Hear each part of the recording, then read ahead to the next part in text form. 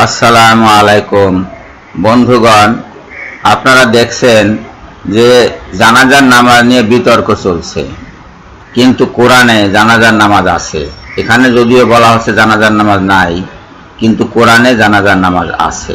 সূরা আত-তাওবার 84 নম্বর আয়াত দেখুন। বিসমিল্লাহির রহমানির রহিম। ওয়ালা তুসাল্লি আলা আহাদিম মিনহুম মাতা আবাদা ওয়ালা তাকুম আলা কবরিহি। এবং তাদের মধ্যে কেউ মৃত্যুবরণ করলে তুমি কখনোই তার জন্য প্রার্থনা করো না। লা তুসাল্লি মানে সালাত আদায় করো না। এই প্রার্থনা মানে সাধারণ প্রার্থনা নয়, তুসাল্লি বলা হচ্ছে জানাজার সালাত এটি। এবং তার কবরের পাশে দাঁড়িয়েও না। এখানে আলা কাবরিহি বলা হচ্ছে, এটাকে আলা মানে উপরে, সেজন্য বলছে কবরের উপর দাঁড়িয়েও না, অর্থাৎ কবরের পাশে দাঁড়াতে না করছে তাকে, রাসূলুল্লাহ সাল্লাল্লাহু আলাইহি সাল্লামকে। এ কথার অর্থ কি?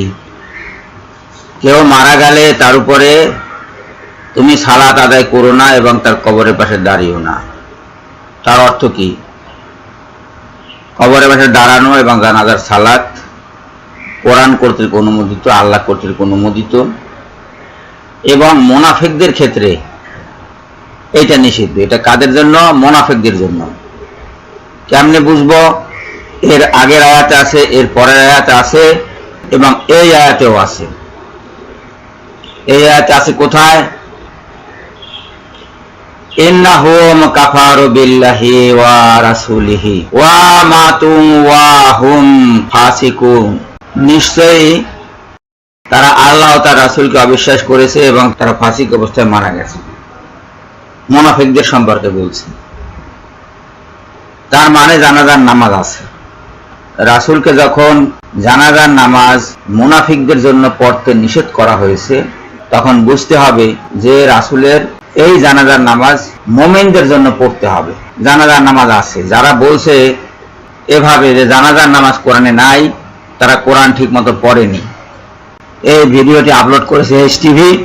আহলে কোরআন বলে পরিচিত যে লোকগুলো আছে, এটি তাদের একটি টিভি। আর এই মেয়েটিকে আপনারা চেনেন। এই মেয়েটি তাদের খবর পাঠ করে। তাদের ধারণা যে কোরআনে জানাজার নামাজ নাই, কিন্তু জানাজার নামাজ কোরআনে আছে। বিশদ বর্ণনা নাই। জানাজার নামাজের পদ্ধতি কোরআনে নাই, বিশদ বর্ণনা কোরআনে নাই। কিন্তু জানাজার নামাজের স্বীকৃতি এবং জানাজার নামাজ কার উপরে পড়া যাবে আর কার উপরে পড়া যাবে না, সে কথা কোরআনে বলা আছে। আমি একটু আগে আয়াত দেখিয়ে এসেছি। হাদিসে বিস্তারিত বিবরণ আছে। কোন সালাতেরই বিস্তারিত বিবরণ পদ্ধতি কোরআনে নাই। শুধু নামাজ পড়তে বলা হয়েছে।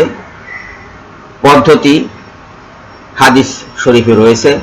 রাসূলুল্লাহ সাল্লাল্লাহু আলাইহি সাল্লাম যেভাবে এই সালাত আল্লাহর নির্দেশে আদায় করেছেন, আল্লাহ কর্তৃক নিয়োজিত জিবরাইলের তত্ত্বাবধানে প্রশিক্ষণপ্রাপ্ত রাসূল সাল্লাল্লাহু আলাইহি সাল্লাম যে পদ্ধতিতে সালাত আদায় করেছেন, আমরা সেই পদ্ধতিতে সালাত আদায় করব, সে সিলসিলাতই হোক না কেন।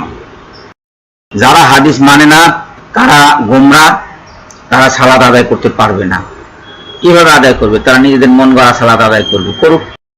আমাদের সালাত আমরা আদায় করব কোরআন অনুযায়ী, হাদিস অনুযায়ী।